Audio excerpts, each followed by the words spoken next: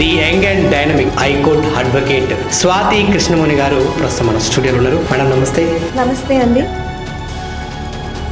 Bar council elections లో contest చేయడానికి ఎందుకు డిసైడ్ అయ్యారు? విమెన్ ఒక సత్తా ప్రూవ్ చేసుకోవడానికి బార్ కౌన్సిల్ మెంబర్ గా కంటెస్ట్ చేయడం జరిగింది. యాజ్ ఎ విమెన్ గా ఒక విమెన్ ఫేస్ చేసిన ప్రాబ్లమ్స్ ఏమున్నాయో నేను తెలుసుకొని వాళ్ళకి హెల్ప్ చేయడానికి, వాళ్ళని పరిష్కరించడానికి నేను విమెన్ కంటెస్ట్ గా పోటీ చేస్తున్నాను. మీరు చూడడానికి ఇంత చిన్నగా కనిపిస్తా ఉన్నారు. బార్ కౌన్సిల్ ఎలక్షన్స్ లో పోటీ చేయడానికి అసలు కారణం ఏంటి? 2022 ఏజ్ ఉన్న అమ్మాయిలు అబ్బాయిలు IAS IPS లో అవుతున్నారు.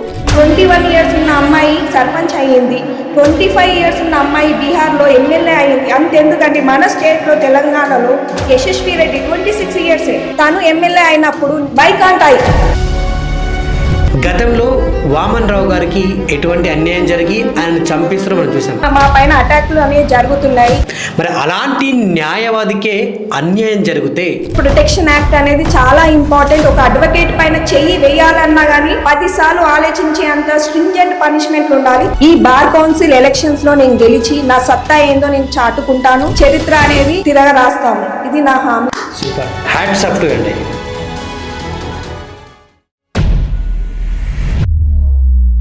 Hello, welcome to my show Nijam with Naresh Rai. So మరికొద్ది రోజుల్లో 2026 బార్ కౌన్సిల్ ఎలక్షన్స్ జరగబోతున్నాయి. మరి ఈ బార్ కౌన్సిల్ ఎలక్షన్స్ లో the young and dynamic high court advocate Swathi Krishnamuni garu bar council member గా పోటీ చేయబోతున్నారు. మరి ఎందుకు పోటీ చేయబోతున్నారు, ఏంటో ఆ విషయాలన్నీ అడిగి తెలుసుకునే ప్రయత్నం చేద్దాం. ప్రస్తుతం మన స్టూడియోలో ఉన్నారు. మేడం నమస్తే. నమస్తే అండి. ఎలా ఉన్నారు? బాగున్నాను. మీరు ఎలా ఉన్నారు? Great, good. Bar council elections మరి కొద్ది రోజుల్లో జరగబోతున్నాయి. బార్ కౌన్సిల్ ఎలక్షన్స్ లో కంటెస్ట్ చేయడానికి ఎందుకు డిసైడ్ అయ్యారు? రీసెంట్ గా బార్ కౌన్సిల్ ఎలక్షన్స్ లో నేను నామినేషన్ వేశాను. స్పెషల్లీ ఎందుకు నేను కంటెస్ట్ చేశానంటే చాలా వరకు బార్ కౌన్సిల్ మెంబర్ గా మేల్ వాళ్ళే ఎక్కువ ఉన్నారు. మాకు విమెన్ రిజర్వేషన్ రావడం ద్వారా నేను విమెన్ ఒక సత్తా ప్రూవ్ చేసుకోవడానికి బార్ కౌన్సిల్ మెంబర్ గా కంటెస్ట్ చేయడం జరిగింది. యాజ్ ఎ విమెన్ గా ఒక విమెన్ కి ఉన్న ప్రాబ్లమ్స్, ఒక విమెన్ ఫేస్ చేసిన ప్రాబ్లమ్స్ ఏమున్నాయో నేను తెలుసుకొని వాళ్ళకి హెల్ప్ చేయడానికి, వాళ్ళని పరిష్కరించడానికి నేను విమెన్ కంటెస్ట్ గా పోటీ చేస్తున్నాను. మీరు చూడడానికి ఇంత చిన్నగా కనిపిస్తా ఉన్నారు. మరి బార్ కౌన్సిల్ ఎలక్షన్స్ లో పోటీ చేయడానికి అసలు కారణం ఏంటి? Age is just a number అండి. రీసెంట్ గా 2022 ఉన్న ఏజ్ ఉన్న అమ్మాయిలు అబ్బాయిలు IAS IPS లో అవుతున్నారు. 21 ఇయర్స్ ఉన్న అమ్మాయి సర్పంచ్ అయ్యింది. 25 ఇయర్స్ ఉన్న అమ్మాయి బీహార్ లో ఎమ్మెల్యే అయింది. అంతెందుకంటే మన స్టేట్ లో తెలంగాణలో యశస్వి రెడ్డి 26 ఇయర్స్ తను ఎమ్మెల్యే అయినప్పుడు వై కాంట్ ఐ? ఎస్, మీరు చాలా కరెక్ట్ చెప్పారు. అవును, యువత తెలుసుకుంటే ఏమైనా చేస్తుంది. ఎస్, యువత దలుచుకుంటే ఏదైనా సాధించే సత్తా యువతకు ఉంటుంది. కనుకనే నేను బార్ కౌన్సిల్ మెంబర్ గా కంటెస్ట్ చేసి నేను గెలవాలనుకుంటున్నాను. ఒక చేంజ్ అనేది తీసుకురావాలనుకుంటున్నాను. యాజ్ ఏ ఉమెన్ కంటెస్టెంట్ గా బార్ కౌన్సిల్ మెంబర్ లో నేను గెలవబోతున్నాను. విత్ ఉమెన్ సపోర్ట్ తోనే కాకుండా ఒక young and dynamic advocate supports తో నేను గెలవాలనుకుంటున్నాను. ఒక చేంజ్ అనేది, మార్పు అనేది యువతనే తీసుకొస్తుంది. అది మీ ద్వారానే సాధ్యం అవుతుంది. మీ ఓట్లు వేసి నన్ను గెలిపించండి అని మనవి చేసుకుంటున్నాను. ఓకే, మీరు చేంజ్ ఓవర్ తీసుకొస్తా అంటున్నారు కదా. ఒక సామాన్యుడు న్యాయం జరగాలంటే న్యాయవాది దగ్గరికి వెళ్తాడు.